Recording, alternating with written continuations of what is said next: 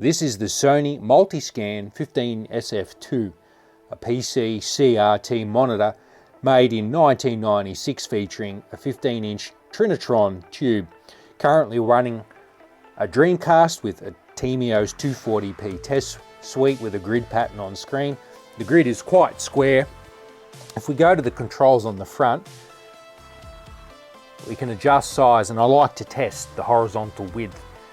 It's full right now, and we can stretch it a little bit more, and the Dreamcast, as we have seen in the past on some VGA monitors, can struggle to get full width, but the Sony here handles it, only just, but it does pass in that regard. We have up, down, left, right buttons to navigate through the controls, power on and off, center. With center, we can shift left and right, up and down. Size, we can change the size, horizontal width, vertical width or size. Geometry, we have a rotation and a pin cushion by the look of it.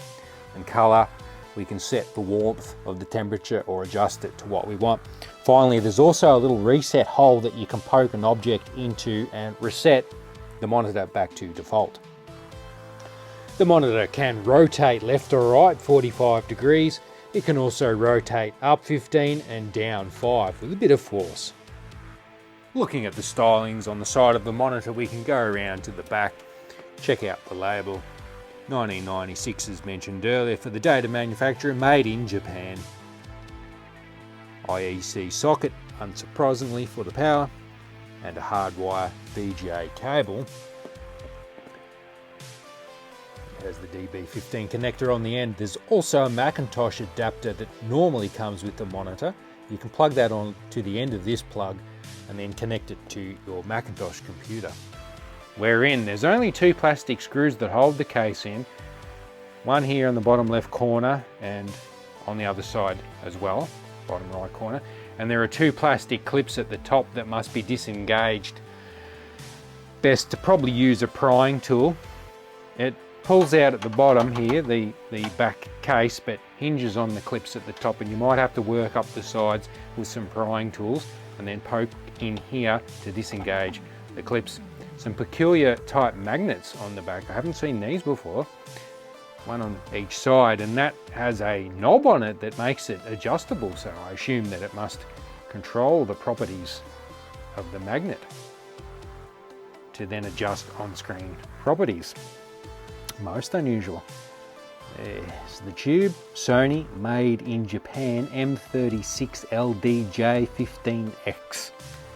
Can't say I remember seeing that in any PVMs or BVMs, not with that exact model number, but these PC monitors are often darker than what you find in PVMs and DVMs, at least the higher end models. Very big neck board on the back.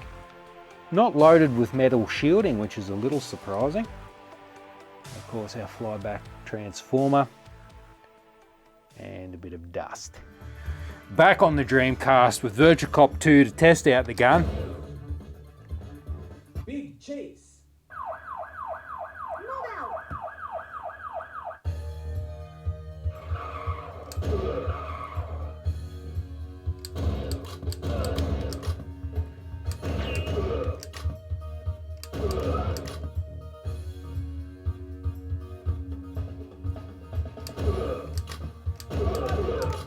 Seems to be working okay. It's working perhaps better than I had it working when I practiced for this.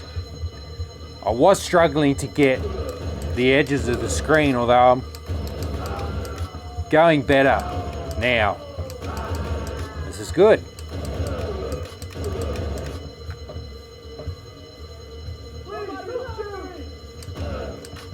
It seems to be going all right.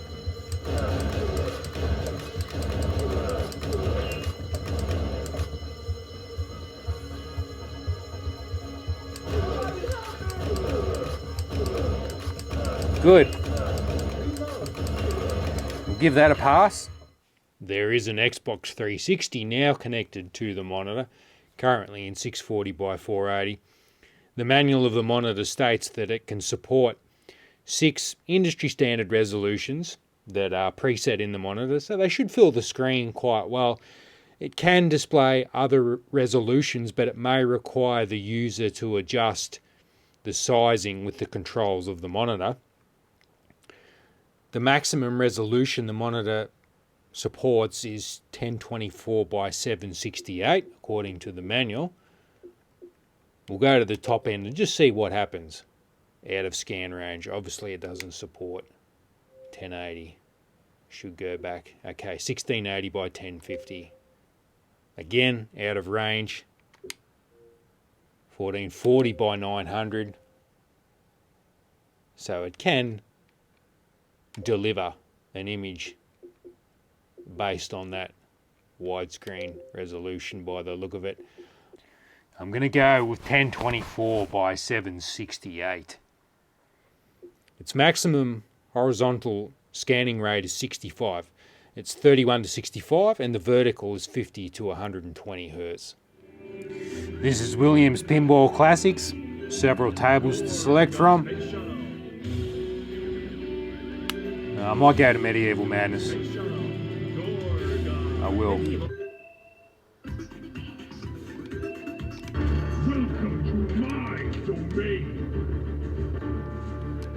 I'd say the game does support 4x3. It's not in a widescreen mode at all.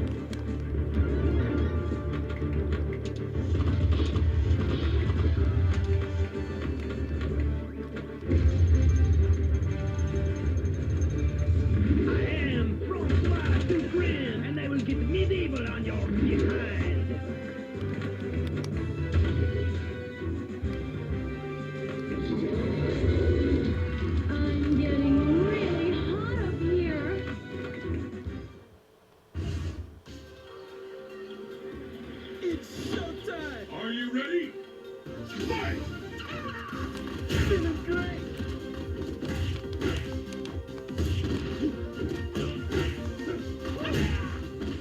Ultimate Marvel vs. Capcom 3 is a widescreen game. No way to put it into 4x3. Just had to put it in to make sure again. I haven't changed any settings in the Xbox system.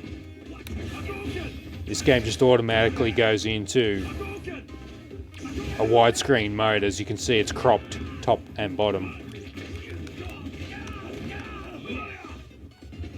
How's this for a good match? We've actually got a computer connected to the monitor this time. This is a Pentium 2. That's what it says on the sticker on the front. However, Windows declares it as a Pentium 3. Anyhow, I'll run Quake 2 on the monitor. Of course, we're going to go to video. I'm going to leave it on software. Didn't have any luck with OpenGL. Resolution.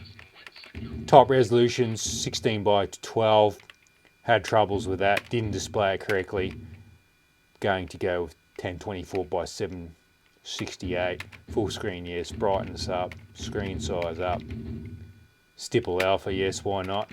Apply. Seems to be okay. Let's start. Easy. Here we go. Don't know what the frame rate is. I don't think it'd be any higher than 30.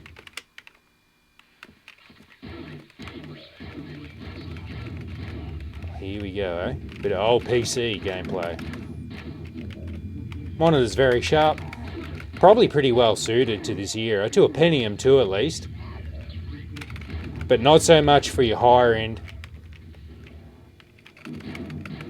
But say a Pentium 4. I'm not really familiar with PC where you'd go, but this monitor's made in 96, so if you're going up into the 2000s, you probably want a monitor that's a bit newer and can higher resolutions. Thank you for watching once again. Stay tuned for more to come, more PC monitors. Bye for now.